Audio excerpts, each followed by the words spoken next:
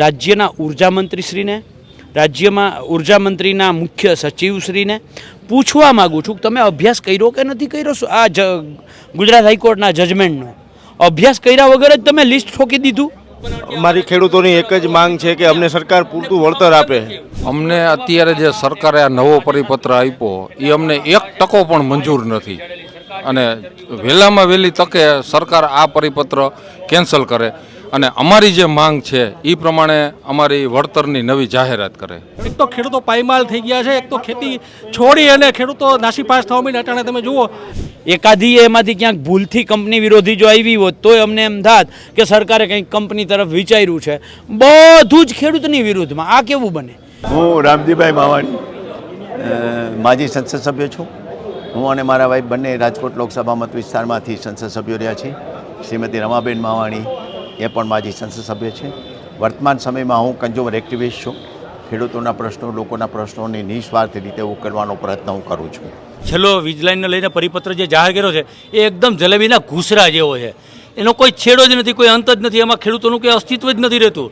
Lottery system છે કે જાણે કે લક લાગે એને લાભ મળે એવું. આખી વીજ લાઇન જે છે એ વીજ લાઇનમાં માની લો કે ખાવડાથી નવસારી સુધીની વીજ લાઇન હોય તો એમાં 3% ખેડૂતોને 200% વળતર મળે, 97% ખેડૂતોને તો માત્ર 30% જ વળતર મળે છે. અને સરેરાશ જો તમે કાઢો આ 97 અને 3 બેયની તો 35% વળતર બધા જ ખેડૂતોને માત્ર 35% વળતર મળે છે. વીજ પોલને લઈને સરકાર દ્વારા જે પરિપત્ર જાહેર કરવામાં આવ્યો છે તે પરિપત્રના વિરોધમાં અને આ પરિપત્ર રદ કરવા માટે ખેડૂતો જે છે રાજકોટ જિલ્લાના તે અત્યારે કલેક્ટર કચેરી ખાતે પહોંચ્યા છે. લાંબલિયા સહિતના જે ખેડૂત નેતા છે તે પણ પહોંચ્યા છે. આપ જોઈ રહ્યા છો તે પ્રમાણે અત્યારે કલેક્ટર કચેરી ખાતે રામધૂન બોલાવી અને પોસ્ટરો બતાવી વિરોધ જે છે તે કરવામાં આવી રહ્યો છે. ઉલ્લેખનીય છે કે જે પરિપત્ર 4/7ના રોજ સરકાર દ્વારા બહાર પાડવામાં આવ્યો હતો વીજ પોલને લઈને, તેમાં તેઓ આ પરિપત્ર રદ કરે સરકાર તેવી માંગ સાથે અત્યારે ખેડૂતો જે છે તે અત્યારે અહીંયા પહોંચ્યા છે. શું માંગ સાથે અત્યારે અહીંયા પહોંચ્યા? અમારી ખેડૂતોની એક જ માંગ છે કે અમને સરકાર પૂરતું વળતર આપે. શું કહેશો? અત્યારે જે પરિપત્રનો પણ વિરોધ કરવામાં આવી રહ્યો છે, આ પરિપત્ર રદ થાય તેવી માંગ છે. અમને અત્યારે જે સરકારે આ નવો પરિપત્ર આપ્યો એ અમને 1% પણ મંજૂર નથી અને વહેલામાં વહેલી તકે સરકાર આ પરિપત્ર કેન્સલ કરે અને અમારી જે માંગ છે એ પ્રમાણે અમારી વળતરની નવી જાહેરાત કરે. શું માંગ છે? કેવું વળતર? અમારું 4 ગણું વળતર, અમારી માંગ છે કે 4 ગણું વળતર અમને આપે જંત્રીના ભાવથી. અને જે બીજી માંગ છે અમારી કે અમને ભાડું આપે. એટલે એ અમારી જે માંગ છે એ અમે લેખિતમાં સરકારશ્રીને આપી દીધી છે અને વધારેમાં વધારે જલ્દી એ અમારી માંગ પૂરી કરે. બિલકુલ, અન્ય લોકો છે તેમની સાથે વાત કરીશું. ચેતનભાઈ, શું કહેશો? અત્યારે અહીંયા જે રજૂઆત કરવામાં આવી રહી છે અને વિરોધ પણ થઈ રહ્યો છે, શું માંગ સાથે આજે અહીંયા બેઠા છો? બજાર કિંમતના 4 ગણા વળતરની આજે ખેડૂતોની માંગ છે. અને જો કોઈ પ્રાઇવેટ કંપનીને થાંભલા નાખવાના હોય તો સરકારમાં શું કામ પરિપત્ર બધું બહાર પડે? જેવી રીતે ટેલિફોનના થાંભલા આપણે કોઈ જગ્યાએ નખાય છે તો કેમ જે મૂળ માલિક અને કંપની બે હમામાં હોય છે નક્કી કરે, તો આમાં કેમ કંપની અને ખેડૂત ભાવ નક્કી ન કરી શકે? પ્રાઇવેટ કંપનીના થાંભલા નખાય છે તો ખેડૂતો પણ, સરકાર એમ કહેતી વિકાસનું કામ થાય છે, આનાથી પાવર મળશે, તો પાવર ક્યાં મફત દેવાના છે? જો ખરેખર પાવર મફત દેવાના તો સરકારનું ખેડૂતો પણ કામ કરે છે. અત્યારે જે જણસીના ભાવ છે હરાજીમાં વેચે છે, મફતના ભાવે જણસી ખેડૂતોની ખરીદી રહી, તો ખેડૂતોને પણ જો મળવું જોઈએ ને આવી રીતે મળે તો. એટલા માટે ખેડૂતો વિરોધ કરે છે. એક તો ખેડૂતો પાયમાલ થઈ ગયા છે, એક તો ખેતી છોડી અને ખેડૂતો નાસીપાસ થવા માંડ્યા. અટાણે તમે જુઓ કે 95% ખેડૂતો 50 વર્ષથી ઉપરની વયના છે, ખેતી મૂકી દે. કોઈ ખેડૂત એવું ઈચ્છતો નથી પોતાનો છોકરો ખેતી કરે. તો સરકારને અમુકની ખેડૂતની પડખે એની સહાય કરવી જોઈએ. એની જગ્યાએ સરકાર ખેડૂતોની સામે ઊભી રહી છે. ખેડૂતોને બચાવવા હોય છે તો આવા થાંભલા, રોડ કે જે કાંઈ બહાર આવતું હોય એની અંદર ખેડૂતોને પૂરતું વળતર મળવું જોઈએ, તો જ ખેડૂત બચશે. નથી અત્યારે ધીમે ધીમે ગામડાઓ પણ ખાલી થવા માંડ્યા છે અને કોઈ ખેડૂત એવું ઈચ્છતો નથી પોતાનો છોકરો ખેતીમાં લાગે. એટલા માટે આજે ખેડૂતો પોતાની હકની માંગ છે અને હકની માંગ લઈને અહીંયા આવ્યો છે. બાકી એમને કોઈ એવું નથી જેને ખરેખર એના જમીનની કિંમત હાલતી હોય ને 4 ગણું વળતર પરિપત્રમાં લખેલું છે એ મુજબ એ માગે છે. કોઈ વધારાનું માંગ નથી કરતો ખેડૂત.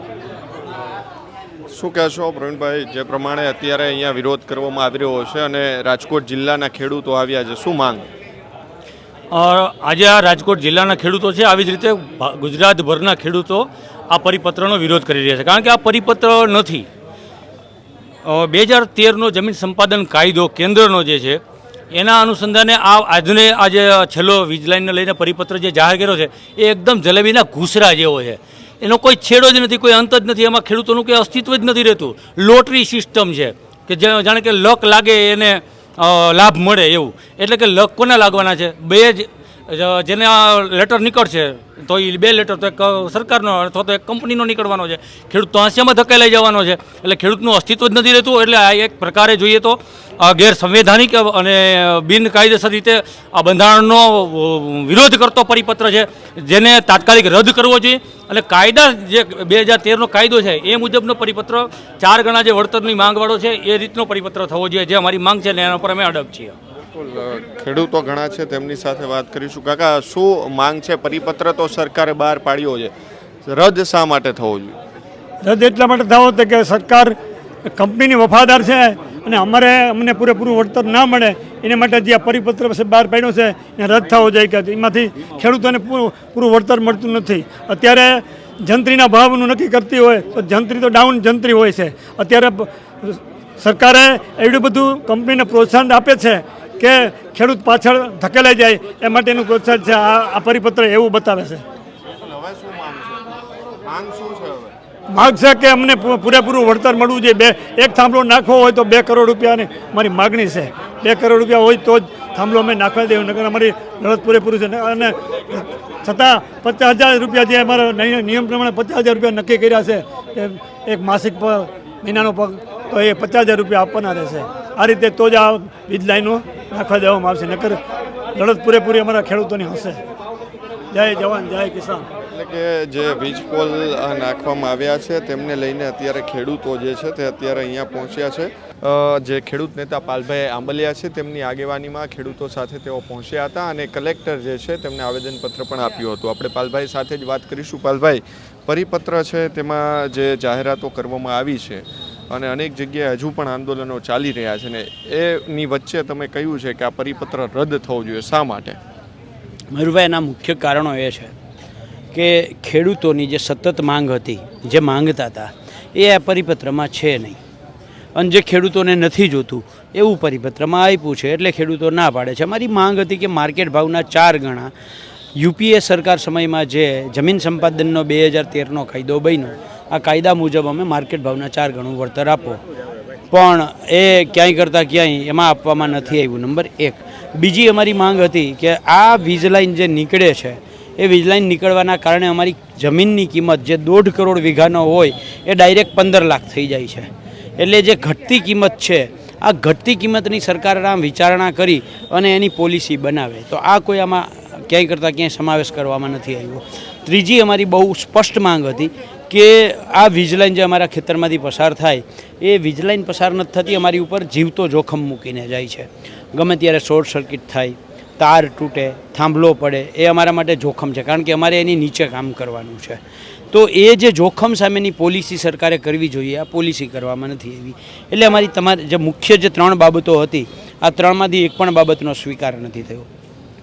એની સામે સરકારે એવું કહ્યું કે અમે 200% ખેડૂતોને વળતર આપીએ છીએ. જ્યારે એનો અભ્યાસ કર્યો ત્યારે ખબર પડી કે 200% માત્ર દેખાવો છે. ખેડૂતોને આમાંથી મળે છે માત્ર અને માત્ર 3% ખેડૂતોને 200. આખી વીજ લાઇન જે છે એ વીજ લાઇનમાં માની લો કે ખાવડાથી નવસારી સુધીની વીજ લાઇન હોય તો એમાં 3% ખેડૂતોને 200% વળતર મળે. 97% ખેડૂતોને તો માત્ર 30% જ વળતર મળે છે. અને સરેરાશ જો તમે કાઢો આ 97 અને 3 બેયની, તો 35% વળતર બધા જ ખેડૂતોને માત્ર 35% વળતર મળે છે. એટલે આ અમારી સાથેનું બુદ્ધિપૂર્વકનું એક છલ અને કપટ રાજ્ય સરકારે ખેડૂતો સાથે કર્યું છે. બીજું, સરકારે એવું કહ્યું કે 3 વેલ્યુઅર, એક કંપનીનો, એક કલેક્ટરનો અને એક ખેડૂતનો, આ 3 વેલ્યુઅર જે કિંમત નક્કી કરીને આપશે એ કિંમતના પરબીડિયા બનાવી અને એક ડ્રોના કોઈપણ વાસણમાં કે જે વસ્તુ નક્કી કરે એમાં નાખી અને ડ્રો કરાશે. એમાંથી 2 પરબીડિયા લેવામાં આવશે. એમાંથી જે ઓછી કિંમત હશે એ ઓછી કિંમતને એમાં માન્ય રાખવામાં આવશે. માની લો કે ખેડૂત અને કંપનીનું નીકળ્યું તો સ્વાભાવિક છે કંપનીનું પરબીડિયું હશે, એમાં જ ઓછી કિંમત હશે, એટલે ખેડૂત તો ઓટોમેટિકલી બહાર નીકળી ગયો. માની લો કલેક્ટર અને ખેડૂતનું પરબીડિયું નીકળ્યું તો કલેક્ટર છે એ કંપનીના માસિયાઈ ભાઈ છે, બરાબર છે, એટલે ઓટોમેટિકલી એમાંય ખેડૂત આઉટ થઈ ગયો. તો આમાં ખેડૂત તો ક્યાંય કરતાં ક્યાંય રહ્યો નથી. બીજું સરકારે એવું કહ્યું કે આ થાંભલો ઊભો થાય એની આ બાજુ 1 મીટર ને આ બાજુ 1 મીટર અમે ખેડૂતને વધારાનું વળતર આપશું. પણ એ જ થાંભલાવાળી જગ્યા જ્યારે અમે આ જ કલેક્ટર આગળ બિનખેતીમાં મૂકીએ છીએ ત્યારે એમ કહે છે કે બિલ્ડિંગ કંટ્રોલ લાઇનના 10 મીટર આ બાજુ મૂકો, 10 મીટર આ બાજુ મૂકો. અમને વળતર વધારાનું કેટલું મળે? 1 મીટરનું. એની સામે અમારે મૂકવાની જગ્યા કેટલી?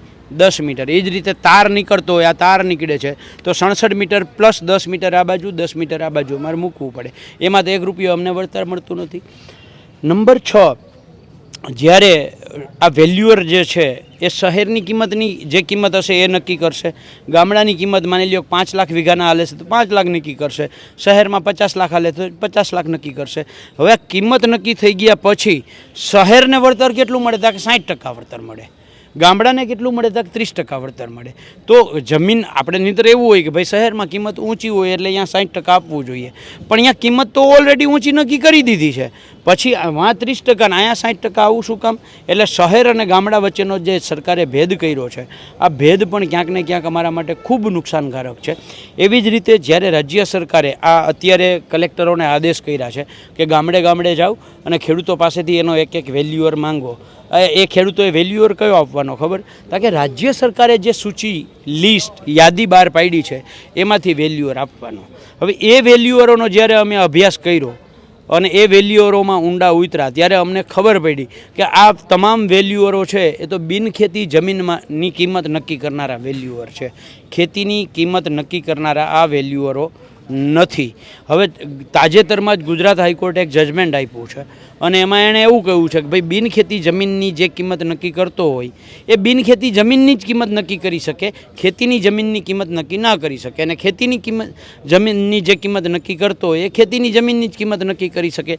જો ગુજરાત હાઈકોર્ટ આવું જજમેન્ટ આપતી હોય અને પછી સરકાર અમારી જે 97% જમીન આમાં છે એ ખેતીની જમીન આવવાની છે અને ખેતીની જમીનની વેલ્યુઅર તરીકે જે માણસ યોગ્ય જ નથી એનું લિસ્ટ અમને આપતી હોય સરકાર, તો અમે એને કેવી રીતે ચલાવી લઈએ? અને રાજ્ય સરકારમાં બેઠેલા હું આજે સ્વરાજના માધ્યમથી રાજ્યના ઉર્જામંત્રીશ્રીને, રાજ્યમાં ઉર્જામંત્રીના મુખ્ય સચિવશ્રીને પૂછવા માગું છું કે તમે અભ્યાસ કર્યો કે નથી કર્યો? આ ગુજરાત હાઈકોર્ટના જજમેન્ટનો અભ્યાસ કર્યા વગર જ તમે લિસ્ટ ઠોકી દીધું. તમારી પાસે એગ્રીકલ્ચર લેન્ડના વેલ્યુઅર છે જ નહીં અને ન હોય તો અમને શું કામ ભાઈ તમે આ એને લેન્ડના વેલ્યુઅર આપો છો? એટલે કોઈ કાળે આ ચલાવી જ ન લેવાય એવું ગુજરાત હાઈકોર્ટ કહે છે તો અમે ખેડૂતો શું કામ ચલાવી લઈએ?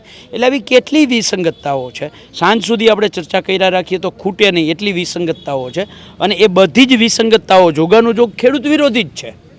એકાદી એમાંથી ક્યાંક ભૂલથી કંપની વિરોધી જો આવી હોત તોય અમને એમ થાત કે સરકારે કંઈક કંપની તરફ વિચાર્યું છે. બધું જ ખેડૂતની વિરુદ્ધમાં. આ કેવું બને? એનો અર્થ એવો કે સરકાર, જે સરકારને અમે અમારા માટે એટલે કે લોક કલ્યાણ માટે, લોક સુખાકારી માટે કાયદાઓ બનાવવા માટે જે સરકારને બેસાડીએ છીએ એ સરકાર લોક કલ્યાણની પથારી ફેરવવા માટેના પરિપત્રો તૈયાર કરે અને ઉદ્યોગપતિઓના ફાયદા માટેના પરિપત્રો તૈયાર કરે તો અમારે કેવી રીતે ચલાવવા? એટલે અમે સામૂહિક રીતે વિરોધ કરીએ છીએ.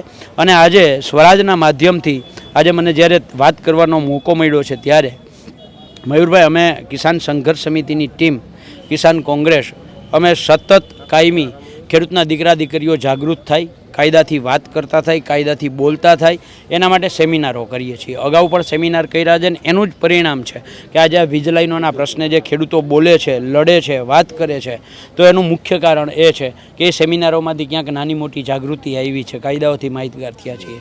આવો જ સેમિનાર અમે આવનારા દિવસોમાં આવતી 11, 12, 13 ઓગસ્ટ 2026ના રોજ ટંકારા સ્વામી દયાનંદ મહર્ષિ ટ્રસ્ટ છે એની અંદર આ સેમિનાર કરીએ છીએ. એટલે એમાં વીજ લાઈનોના પ્રશ્નો છે, જમીન માપણીના પ્રશ્નો, કાયદાઓ છે, જમીન સંપાદનના કાયદાઓ છે, ગેસ પાણીની પાઇપલાઇનના કાયદાઓ છે, પંચાયત ધારાઓ છે, એ બાબતે અમે વિસ્તૃત ચર્ચાઓ કરી અને ખેડૂતોને માહિતગાર કરવાના છીએ. એમાં અશોક વાનખેડેજી જે ખેડૂત આગેવાન છે ઓલ ઓવર ઇન્ડિયાના સંયુક્ત મોરચામાં જેણે ખૂબ કામ કર્યું છે અને એમની એક યુટ્યુબર પણ ખૂબ સારા છે એમને અમે આમંત્રણ આપ્યું છે, એમણે હા પાડી છે. એના સિવાય અમે દેવેન્દ્ર શર્માજીનો મળવાનો પ્રયત્ન કરીએ છીએ, અમારી ટીમ કામે લાગી છે. યોગેન્દ્ર યાદવજી છે, મીનાક્ષી નટરાજન પૂર્વ સાંસદ છે, સચિન રાવ છે, આ લોકોને એ જ રીતે ગુજરાતમાંથી હેમંતકુમાર શાહ છે, એડવોકેટ આનંદ યાજ્ઞિક છે, રમેશભાઈ સવાણી છે, નિવૃત્ત IPS અધિકારી, આવા અધિકારીઓને લઈ આવી અને 3 દિવસનો સેમિનાર કરવા માગીએ છીએ.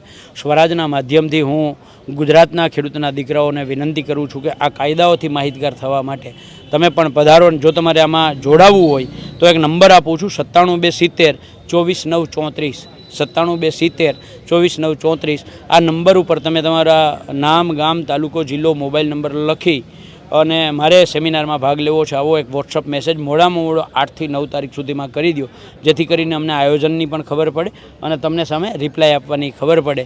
એટલે હું આમંત્રણ આપું છું, આહવાન કરું છું, હાકલ કરું છું કે આવો કાયદાઓથી માહિતગાર થાવ, અધિકારીની આંખમાં આંખ નાખી અને ખેડૂતનો દીકરો વાત કરે. આ અમારું સપનું છે, એ સપનું સાકાર થાય એવા પ્રયત્નો પણ અમે કરવાના છીએ. પરિપત્ર રદ નહીં થાય આવનાર દિવસોમાં, કારણ કે આ લડાઈ તો છેલ્લા 3-4 મહિનાથી ચાલી રહી છે. મયુરભાઈ, અમે છેલ્લા 8-10 વર્ષથી કિસાન સંઘર્ષ સમિતિ, કિસાન કોંગ્રેસથી અમે સતત 8-10 વર્ષથી પ્રયત્નો કરીએ છીએ અને પ્રયત્નોના પરિણામ સ્વરૂપ અત્યારે ગુજરાતમાં ખેડૂતના દીકરા લડતા થયા છે, બોલતા થયા છે, જાગૃત થયા છે. એટલે આ જે 30 વર્ષથી પેંધી ગયેલી સરકાર છે, જે ખેડૂતોના, ગરીબોના, વંચિતોના હકો ક્યાંક ઉદ્યોગપતિઓને આપવા માટે પ્રયત્ન કરે છે, તો એની સામે 6-8 મહિનાની લડાઈમાં કદાચ પરિણામ ન આવે. એટલા માટે હું આને ક્રાંતિ સમજું છું અને ક્રાંતિ હંમેશા ટૂંકા ગાળામાં ન થાય, બરાબર છે. ટૂંકા ગાળામાં થાય વિદ્રોહ હોય, પણ વિદ્રોહ નહીં, આ ક્રાંતિ છે અને ક્રાંતિ સમય માંગી લે છે. આવનારા દિવસોમાં પણ લોકજાગૃતિના અભિયાનોય ચલાવીશું અને સરકાર સામે લડવાનું કામ છે એ પણ કરતા રહેશું અને લડતા રહેશું. હું રામજીભાઈ માવાણી, માજી સંસદ સભ્ય છું. હું અને મારા વાઈફ બંને રાજકોટ લોકસભા મત વિસ્તારમાંથી સંસદ સભ્યો રહ્યા છીએ. શ્રીમતી રમાબેન માવાણી એ પણ માજી સંસદ સભ્ય છે. વર્તમાન સમયમાં હું કન્ઝ્યુમર એક્ટિવિસ્ટ છું. ખેડૂતોના પ્રશ્નો, લોકોના પ્રશ્નોની નિસ્વાર્થ રીતે ઉકેલવાનો પ્રયત્ન હું કરું છું. હું લોકોને કોઈપણ જાતને પૈસા લીધા વગર સેવા આપું છું અને આજે ખેડૂતોનો જે પ્રશ્ન છે એ મેં સમજ્યો છે. રાજકોટ જિલ્લાના ગોંડલ, પડધરી, લોધિકા આ બધા વિસ્તારના ખેડૂતોને વીજળીના પોલ નાખવામાં આવે તો વળતર કેટલું આપવું જોઈએ એ પરિસ્થિતિઓ પર આજે આંદોલન થાય છે. આ આંદોલનને અહિંસક રીતે આગળ વધારવાની મેં સલાહ આપી છે અને સરકાર આ આંદોલનને સમર્થન આપણું લોકોનું છે તો આપણી માગણી સ્વીકારશે. ખેડૂતોની માગણી એટલા માટે સત્ય છે કે એક પોલ પડતો હોય છે જ્યારે હેવી વીજળીનો, ત્યારે લગભગ 1-1.5 કિલોમીટરની જમીનો કપાઈ જતી હોય છે. આવા 8 થી 10 પોલ પડે તો ખેડૂતોને ખેતી કરવાની શક્યતા રહેતી જ નથી. આ ખેડૂતોની આજીવિકાનું એકમાત્ર સાધન ખેતી છે અને આજે આપણે જાણીએ છીએ કે ખેતીની જરૂરિયાતો, જણસોના ભાવ વધતા જાય છે, યુરિયા, ખાતર, આ તેના ભાવ વધતા જાય. એવી વખતે ખેડૂતો આંદોલન કરીને આવે એ પણ દુઃખદ વિના છે. ખેડૂતોને આજે વાવણીનો સમય છે, આંદોલનને બદલે વાવણી કરવી જોઈએ, એને બદલે આજે ખેડૂતો અહીંયા છે. પણ નાપ છૂટકે, પીડા ન સહન થાય, અસહ્ય હોય ત્યારે ખેડૂતો આજે અહીંયા ઉપસ્થિત થયા છે. મારો સૌને ખેડૂતોને સાથ સહકાર છે. સૌ ખેડૂતો આંદોલનને સફળ બનાવે અને અહિંસક રીતે આંદોલન સફળ બને. જ્યાં જરૂર પડશે ત્યાં હું ખેડૂતોની સાથે છું. જય હિન્દ.